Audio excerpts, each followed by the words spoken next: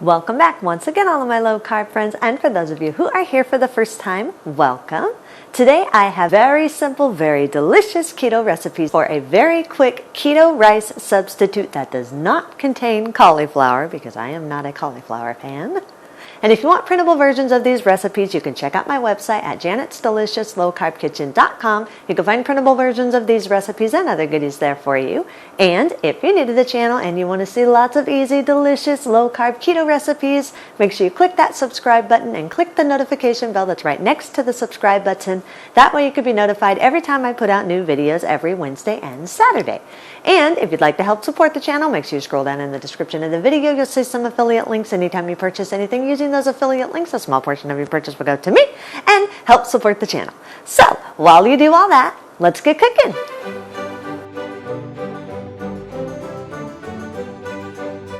Thoroughly wash and peel a 1.5 pound jicama. Make sure you thoroughly get that peeling off. If any amount of the peeling is left on, you will have a very bitter taste to your jicama. So really get in there and make sure you thoroughly peel it off. You'll need a very sharp peeler. I'll leave a link in the description to the one that I use because the skin of a jicama is a little bit tough. Cut the peeled and washed jicama into small chunks. You do want to make them a little bit on the small side. That way, once you shred your jicama, it'll more likely turn out to be rice-sized pieces. If you make the chunks too big, then when you shred it, you're going to have long shreds, and it's not really going to give you that rice texture.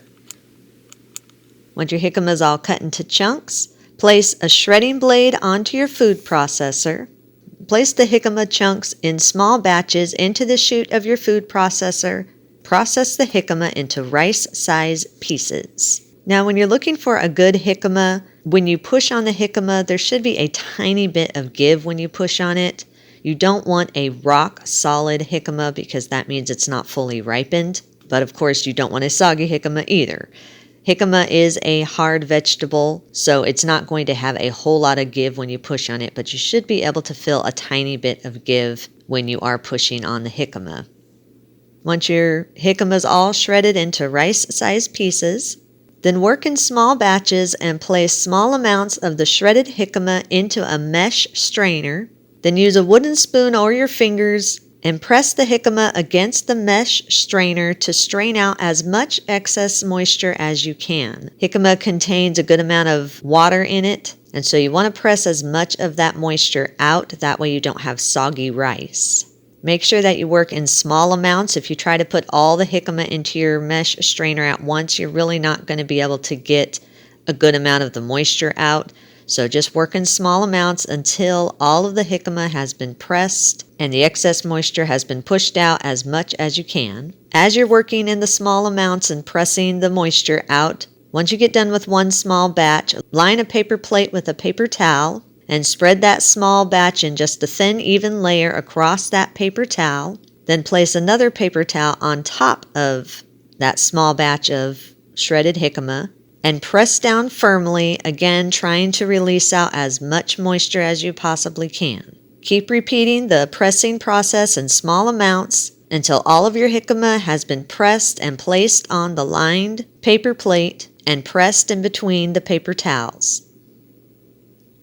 Then cover the paper plate with the shredded jicama on it with a paper towel, and once again press firmly. We want to get as much moisture out as we can. Then set it aside for about 5 minutes. This will help the paper towels to kind of absorb the moisture a little bit.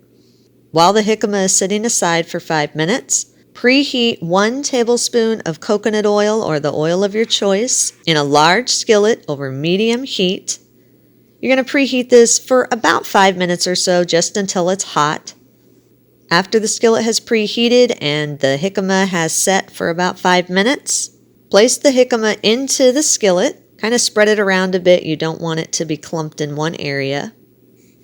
Then stir the jicama so it gets lightly coated with the heated oil. Sprinkle the jicama with some salt and pepper, onion powder and garlic powder, or whatever type of seasonings you might want. Sprinkle it on the jicama according to your taste. Then stir the seasonings in until they're evenly distributed over the jicama. Cook over medium heat for about 5 minutes Again, we're trying to cook out any excess moisture that might be in the jicama. Make sure you stir this occasionally while it's cooking over the medium heat. You don't want the jicama to stick to the bottom of your skillet. Add about 4 to 6 ounces of the frozen mixed vegetables of your choice. I'm just using a pre-bagged stir-fry blend. It has, I think, broccoli, carrots, onions, red peppers, water chestnuts, mushrooms. It's just got a nice little stir-fry mix. But you can use any frozen mixed vegetables you want.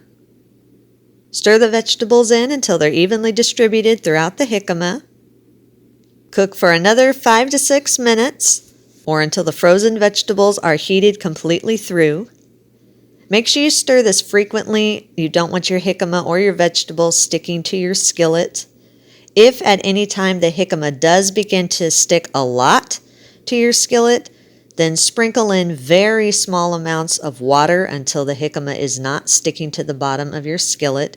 Be very careful about how much water you add. You do not want to add a lot. If you add too much, your jicama will start sticking together and you'll have more of a soggy rice texture, and you don't want that. So just very, very small amounts if your jicama is sticking a lot to the bottom of your skillet. You can also change or adjust the seasonings and the vegetables to your taste depending on what type of rice you're wanting to make.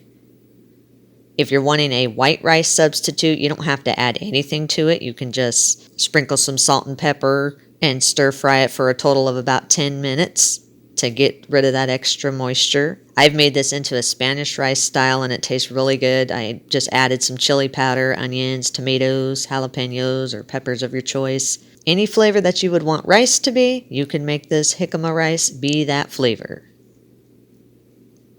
Once the rice is all done cooking, then let it sit for just a couple of minutes. That way you don't burn your fingers or anything when you're serving it. Place it into the serving bowl of your choice and serve it hot. If you do have any leftovers, allow it to cool completely. Then store it in an airtight container and you can store it in your refrigerator for up to 1 week. Eat and enjoy.